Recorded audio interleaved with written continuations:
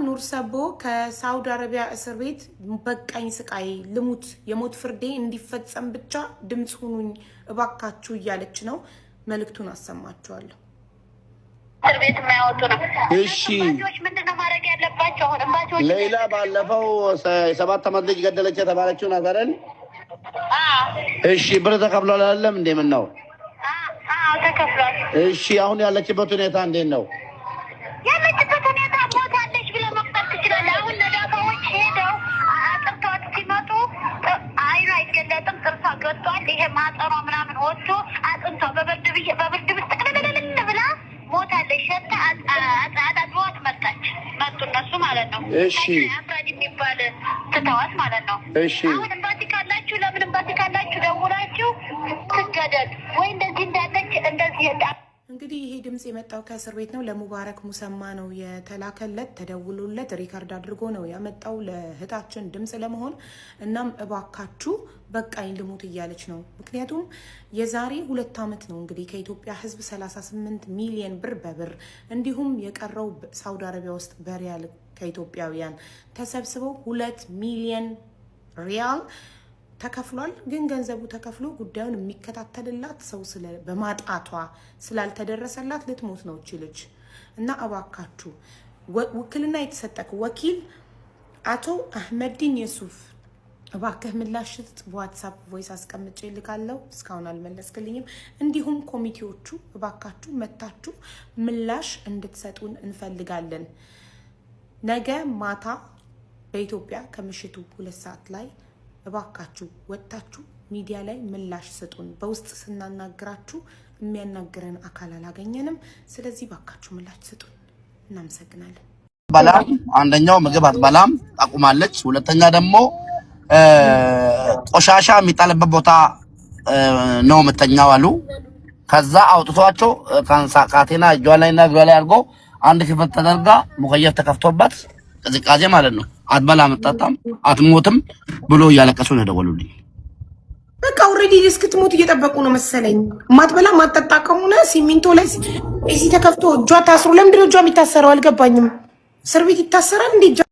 ሰላም ሰላም፣ ወደ ተወደዳችሁና የተከበራችሁ የማንዳ ዩቲዩብ ቻናል ቤተሰቦች እንዴት ናችሁ? እንግዲህ እንደሰማችሁትም ነው በጣም ያሳዝናል። የእህታችን ኑር ሰቦ ከዚህ በፊት ታውቃላችሁ ከዛሬ ኦሬዲ በቃ 1 ዓመት ሊሆነው ነውና በሷ ምክንያት ያላለቀሰ ሰው አለ ብዬ አላስብም። አንዳንዴ ቸኩለን የምናደርገው ነገር ወይም ደግሞ በድንገት የሚሆንብን ነገር በጣም ብዙ ዋጋ ያስከፍለናል። ህይወታችን አንዳንዴ ሞት እንሙት ራሱ ብለነው መሞት የማንችልበት እድል ይመጣል ማለት ነው። እና እህታችን በጣም እስር ቤት እንደምትሰቃይ እንግዲህ ቅድም ሀቡ እንደሚሉትም እና በጣም እየተሰቃየች እንደሆነ እየተነገረ ነው። ዛሬ 3 ሰዓት እንግዲህ ውይይት አላቸው ምን ላይ እንደሚደርሱት። ነገር ግን በቃ እሷ በአሁኑ ሰዓት እሷ እንደውም አይደለም የምትናገረው ጓደኞቿ ጭምር ነው እና መሞት አለባት በቃ እንድትሞት እንኳን ለኤምባሲ እንድትናገሩ እያሉ ነው ማለት ነው። እና አንዳንዴ ስደት ላይ የምንሰራ እህቶች በጣም መጠንቀቅ አለብን፣ በጣም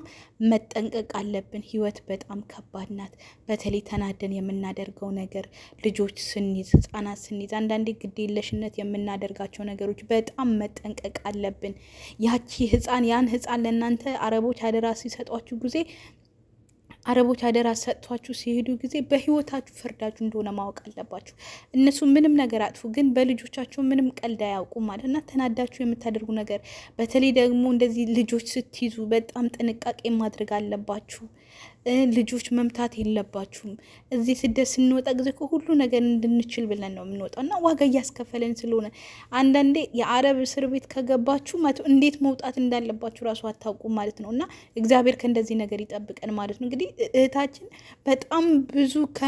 በጣም ብዙ ብሮች ሚሊዮኖች እንግዲህ እየተሰበሰበለ ነገር ግን ሚሊዮን እንኳን ሊያድናት አልቻለም።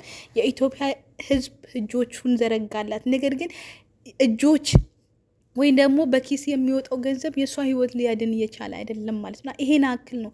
እናንተ አንዴ ሆናችሁ ከተጣመዳችሁ፣ አንዴ ሆናችሁ በአረቦች እጅ ከገባችሁ እውነት ነው በጣም ህይወታችሁ ህይወታችሁ የተሳቀቀ ነው የሚሆነው ማለት ነው። እና በጣም መጠንቀቅ አለብን እህቶቼ። በግፊት በተለይ በንዴት ለማዳሞቻችሁ የምትመልሱ መልስ በጣም ጠንቀቃችሁ ማወቅ አለባችሁ። በተለይ አደራ ህጻናት የምትይዙት እኔ አንዳንዴ ጓደኞች ይራሱ አሉ ግዴለሽነት የምትሆኑ ለህጻናት በጣም መጠንቀቅ አለባችሁ። አደራ አደራ አደራ ማለት እፈልጋለሁ። እውነቴ ነው የምላችሁ። ከሀገራችሁ ስትወጡ በጣም ብዙ አላማ ይዛችሁ ነው የምትወጡት፣ በሰላም እንድትገቡ። እናንተ ተገፉ፣ ከምትገፉ እናንተ ተገፉ። በቃ እናንተ ከምትመቱ ተመቱ፣ እናንተ ከምትሳደቡ እናንተ ተሰደቡ። ይህንን ነገር ለማድረግ ቻሉ ማለት ነው። እና ብዙ ችግሮች ሊኖርብን ይችላል። ምራቅ መተፋት ሊኖርብን፣ መመታት ሊኖር ይችላል። ማዳሟ እኛን መታችን ቢባል ነው የሚቀለን ማለት ነው። እኛ የሆነ ነገር አደረግን ከሚባልብን ይልቅ እኛ ተደረገብን የሚባለው ነገር ቢመጣብን ይሻላል ማለት ነው። እና በዚህ አጋጣሚ ለእህታችን እግዚአብሔር አምላክ እጆቹ ክንዶቹ፣ የኛ ክንድ እንኳን በጣም ትንሽ ነገር ነው፣ የእግዚአብሔር ክንድ ይድረስላት፣ እንጸልይላት። ሙስሊም የሆናችሁ በዱዓችሁ ልታስቧት፣ ክርስቲያን የሆናችሁ በጸሎታችሁ ልታስቧት ይገባል። እህታችን የኛ እንደኛ ናት። በቃ እለወጣለሁ፣ ቤተሰቦቼ እለውጣለሁ ብላ የወጣች እህታችን ናትና ስለ እህታችን በጣም ግድ ሊለን ይገባል፣ እንጸልይላት ይገባል። አንዳንዴ ሞት ራሱ መዳን ነው ይባላል ማለት ነውና ሞት ራሱ እያገኘችው አይደለም፣ በጣም ያሰቃየዋት ነውና ሼር አድርጉት፣ ላይክ አድርጉት ቤተሰብ።